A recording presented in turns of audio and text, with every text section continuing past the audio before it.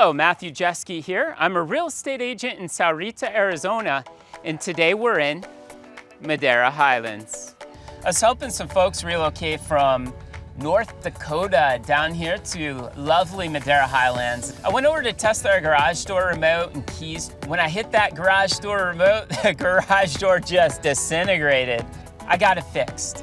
It's better than new. Right now, my garage door has some problems. What is missing from this garage besides my car? All right, roll my sleeves up here. So the garage door tension spring is missing. Here's the damage.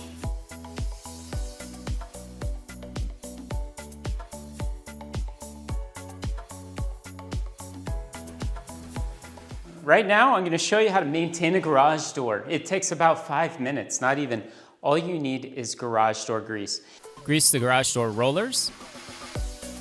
The bearing at the end of the shaft, mine's sealed, but I'm doing it anyways.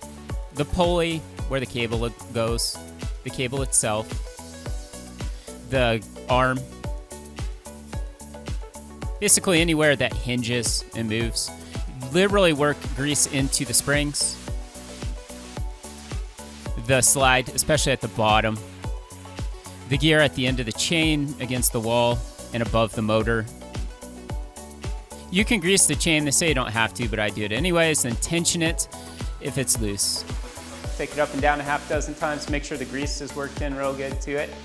And that's it. If your spring breaks like mine, you may want to consider upgrading the crappy plastic bushings to these roller bearings. It may help you get a few more cycles out of your springs.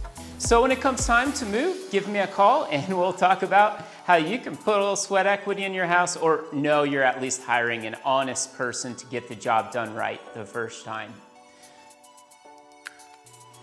All right, I've got a working garage door.